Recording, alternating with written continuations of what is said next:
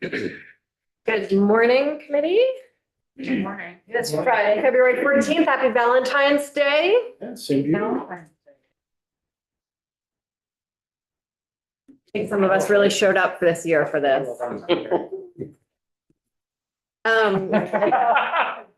So this morning we are hearing from two members with preliminary introductions of their bills. And then after the floor, please come back here promptly.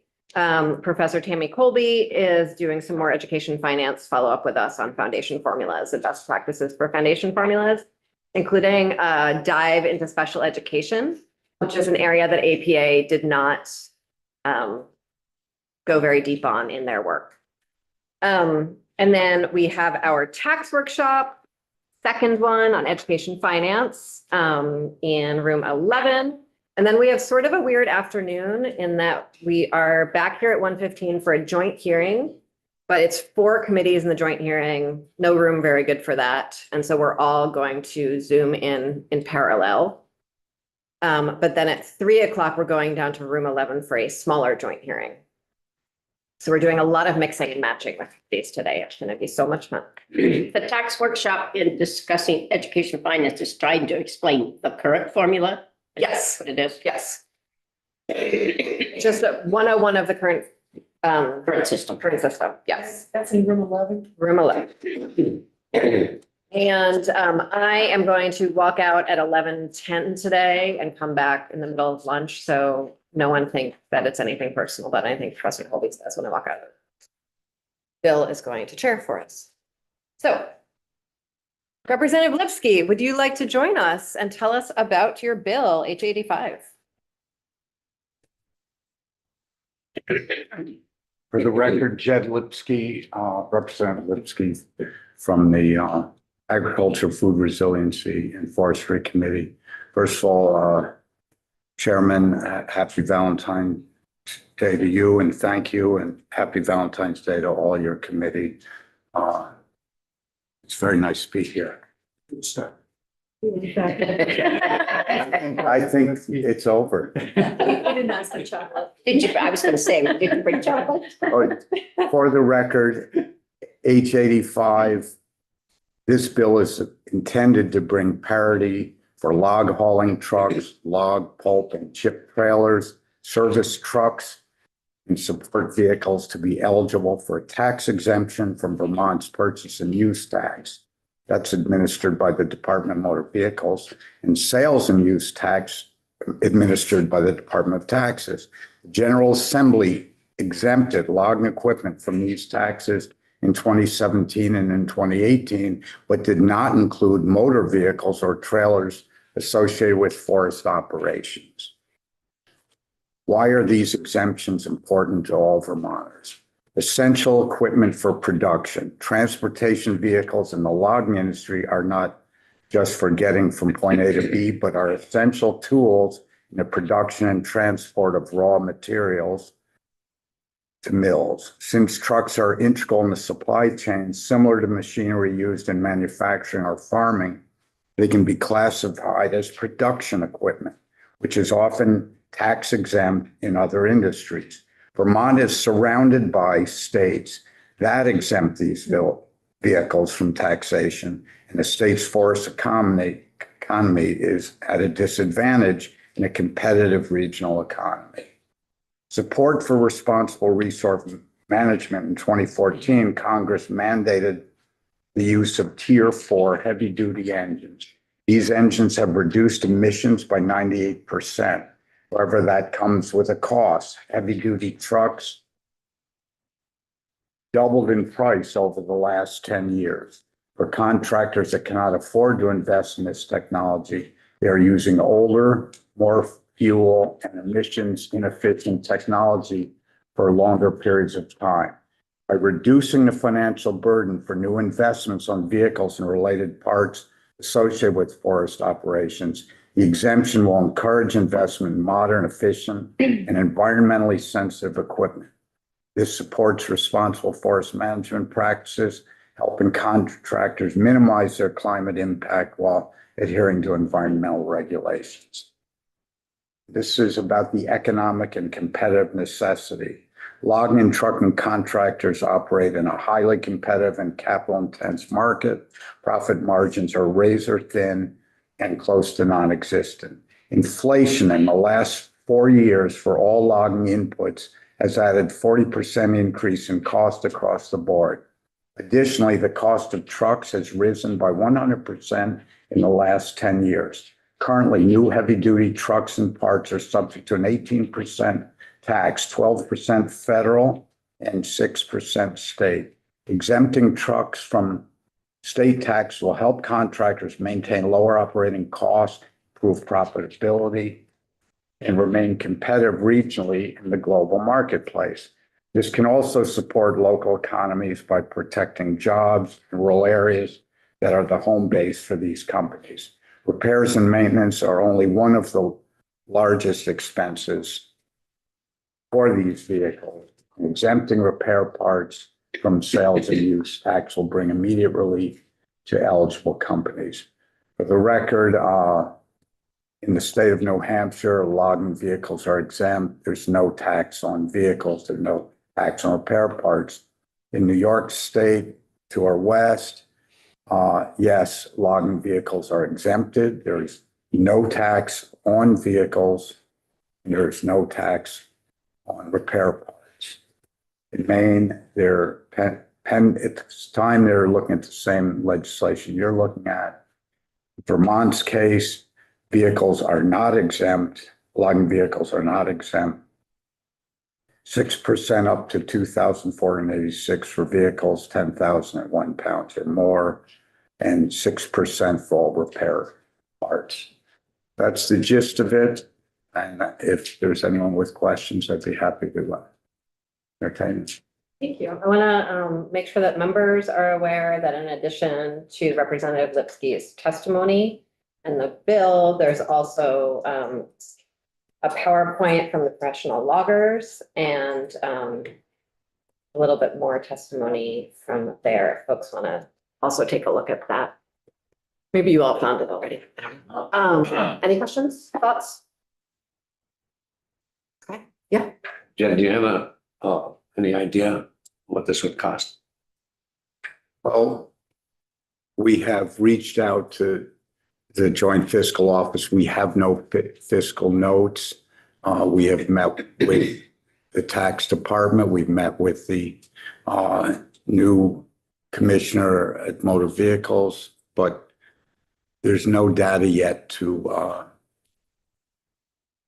answer that question. Thank you. Yeah, as I was just talking, I did reach out to Commissioner Bolio at the time and asked if there was a way to try to figure this out at the tax department. He said there could be some information there. Again, I guess now we'd have to reach out to Commissioner Schultz. Mhm. Get on the docket as well to look at. Yeah, I think he starts on Tuesday. I'm sorry. I think he starts on Tuesday. Right. Yeah. Can you help me understand? So it's the equipment is exempted, but Well- trucks are not? Is that the? Unlike neighboring states and in agriculture, trying to really bring forestry, which is considered an agricultural endeavor. Most states exempted agricultural uses in that total supply chain, but they didn't for logging in Vermont. This is to try to bring parity to what exists in this world with our regional neighbors. I'm actually just very practically trying to visualize the objects you're talking about exempting in my mind. So I wondered if you could just help. All me with right, that. so Thank you. there are two types of logging trucks. Mhm. One's called a wheeler. It has 4 axles, straight frame. I happen to own one. I happen to know what it costs because it's 22 and it's one of these 98.9% particulate clean. Mhm. Another type is just a straight road tractor, Mhm. heavy duty, that pulls a trailer with vertical log bunks, carries pulpwood. Mhm. It carries saw logs. round wood. Mhm. There can be a log loader that's mounted on the frame, but, and then there's a third type of forest product that's delivered to heat a lot of the state complex, schools, universities, hospitals, all over the state. It's called a chip trailer. It's pulling, that trailer's being pulled by a heavy duty log tractor. So whether it's chips, logs, pulp, These are all road vehicles. these are road vehicles. That There's no, I have now visualized. you can't put them on a rail car and get them to the, Okay, to and so the, it's an exemption from the purchase and use tax. yes, Thank you. Okay. and the excise tax. This is sort of along those lines. Can these vehicles be used for other things? Or are they specifically logging, transport? Because my question is sort of, how would you, when someone goes to purchase one of these, what would be the way to prove that it's for logging use if we were specifically Well- in logging transport? That's a really important distinction. So when it comes to a log truck, a wheeler with a loader and bunks, it's pretty much a single purpose vehicle. It's not hauling around wood, it's parked. Trailers that are log trailers are also single purpose. But that tractor could pull aggregate, it could pull any product anywhere in the country. So when we were at for vehicles, they talked in terms of how do you separate, and they are the rule makers, and a logbook. Could cheating occur? I can't even go there. But when it would be prorated to this specific use, and that's, I don't want to be trying to say that's a good question, but it's an important question, and it has to. Is there a model in like one of the neighboring states that already exempts logging equipment that sort of does that proration, or there's some kind of process for making sure that they're being? Indulge me in the opportunity to research that. Okay. Representative Maslin, did you have? Yeah, I Something? did. Can you tell us about prorated? How do you mean? What do you mean? Meaning if you traveled, let's say, 10,000 miles hauling forest product. Yeah. Versus 25,000 miles hauling another commodity, aggregate, stone, granite. That's basically That would be, self-reporting. well, it may be done electronically. Okay. It may I'm be just curious. the technology. I don't haul interstate. I haul intrastate, so it's not an issue, and I don't have a multi-use. Thank you so much for your time. I really appreciate it. We look forward to your extra research. Yeah. Thank you very much. Thank you, sir. Representative Stone, would you like to join us? Sure. Hello, everyone. Happy Valentine's Day. Happy Valentine's Day. Not having a wedding this year, but Happy anniversary. thank you. For those of you who don't know me, I'm Representative Mary Catherine Stone of Burlington. And two things I want to start with is that two facts about me is when I'm not wearing a power suit or this Valentine's getup, I'm wearing scrubs because I work as a frontline healthcare worker, working as an occupational therapist, and I've done so over a decade.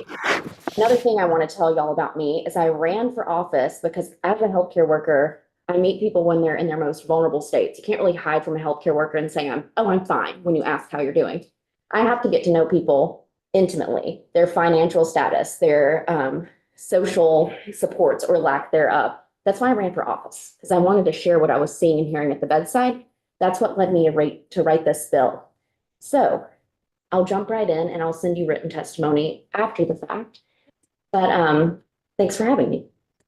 As a resident of Vermont and a member of the sandwich generation, which means the generation of people typically in their 30s or 40s who have to take care of their families at home, oftentimes children, as well as their aging parents. And as an OT who practices in this state, I'm well versed in how costly home modifications can be.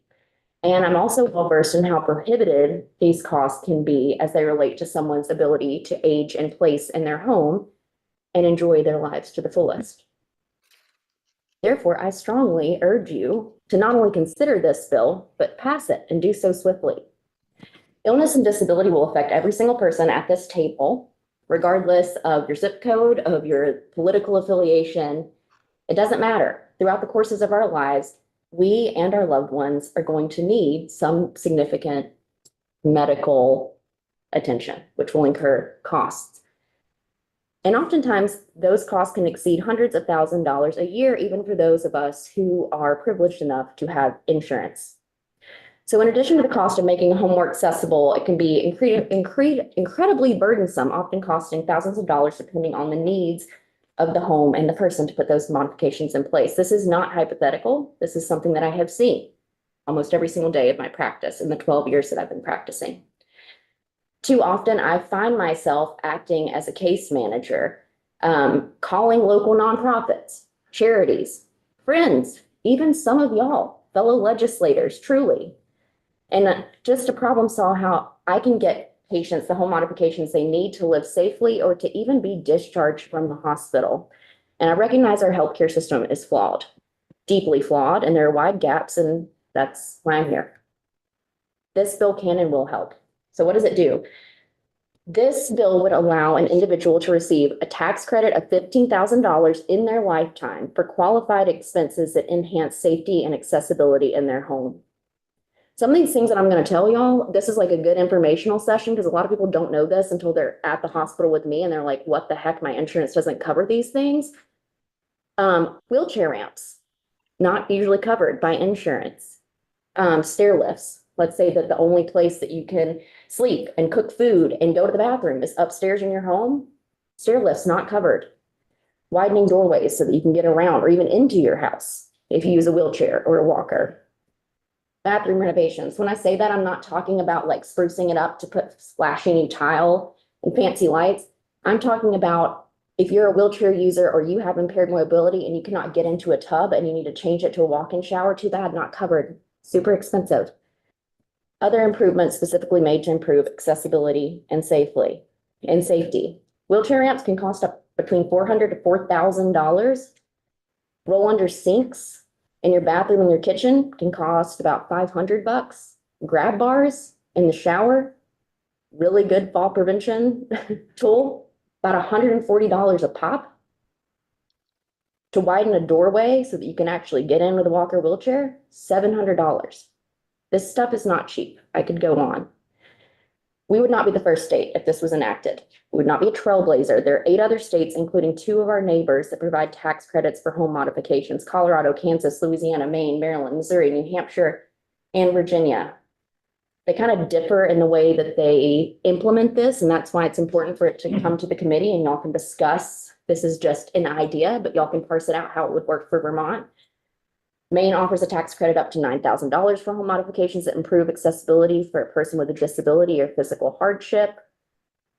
New Hampshire provides a property tax exemption for accessibility-related improvements. The exemption deducts the value of these improvements from the assessed property value before taxes are calculated. But anyway, the details are up to you. This legislation would benefit Vermonters living with disabilities and even those who aren't by modifying their homes in response to a diagnosis or anyone interested in improving accessibility, which has long-term positive effects on Vermont's housing market. The financial impact of this bill on families, especially with our aging population, would be significant, incentivizing them to invest in safer living conditions. It would help people age in place, reducing strain on our already overburdened healthcare system, preventing injuries, particularly falls in the home, which would reduce costly hospitalization, emergency room visits, and long-term care admissions. Keeping Vermonters in their home longer will help them maintain financial stability rather than draining their savings, which I have seen, or turning to state-funded resources, which are not always guaranteed. By taking proactive steps now, Vermont can reduce the number of individuals who require institutional care, saving the state and its taxpayers millions in long-term Medicaid and healthcare costs. For these reasons, I urge you to take up this bill, consider it, and pass it swiftly. Thank you. Thank you very much.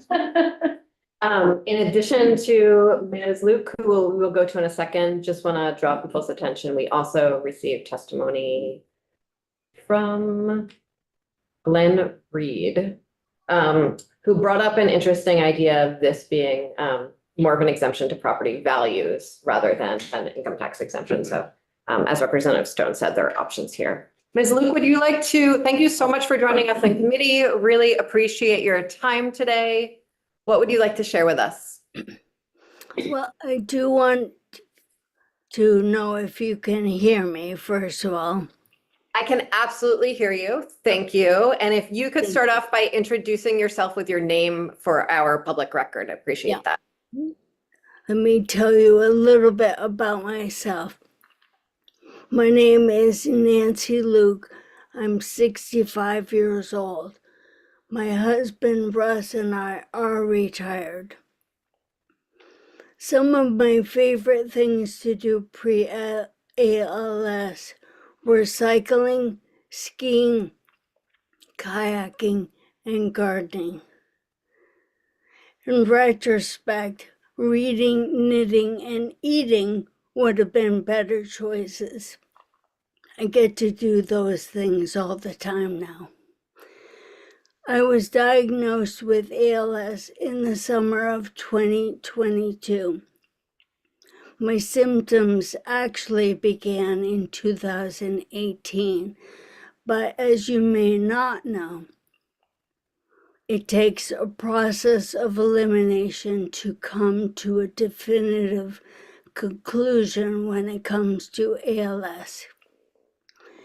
In my case, there were many eliminations. ALS is a fatal, progressive, neurodegenerative disease with no known cure. It robs a person of their ability to walk, to talk, as you can hear, to eat, and finally breathe, usually within 2 to 5 years of their diagnosis. I had 2 friends that were diagnosed the same summer as I was, and they have already passed away. I'm lucky. ALS can strike anyone at any time. And throughout the course of their illness, people with ALS need significant medical care. This can easily exceed $250,000 a year. In addition, the cost of making a home more accessible for someone living with ALS can be incredibly burdensome, costing thousands of dollars, depending on the needs of the home and the person. Last year, we realized that our upstairs bedroom and dated downstairs bathroom were no longer working for me. We reached out to an ALS friend who had work done in her house for a referral. We had a really wonderful team who helped us make a plan to keep expenses as low as possible. And my husband worked with them as free labor and extra hands. The scope of the work included turning an office into a bedroom, enlarging the bathroom by taking over our existing laundry space to make a roll-in shower, creating a doorway from that new bedroom to the bathroom so I didn't have to go all the way around through the house, enlarging the existing doorways and building a closet as there wasn't one in that room. We also purchased a wheelchair accessible sink, a taller toilet, and installed several handrails. We were able to move our bed from our upstairs room, but this bedroom is considerably smaller and we're not able to use our previous dressers. So we still have clothes upstairs. We actually did all the finish work of sanding, painting, and installing hardware ourselves to save money. As many Vermonters and some of you may, we live in an old mid-1800s farmhouse. So you know what that means. The minute you start opening things up, the dominoes start falling. We had knob and tube wiring in that part of the house, requiring a completely new electrical panel. And rewiring these spaces in turn impacted half of our downstairs and the entire second floor. Additionally, the floor under the existing bathtub was rotted, resulting in the entire floor needing to be removed and rebuilt. After 2.5 months, the workers almost finished their part, and we had spent almost $100,000. Still undone was the electric work for half of the downstairs and all of the upstairs. These areas are currently still without power. We're literally running construction grade extension cords to the upstairs of our house, where some family members still live. We have also not started the outdoor ramp to access the house. We simply ran out of money. We have pulled over $125,000 pre-tax out of our retirement fund.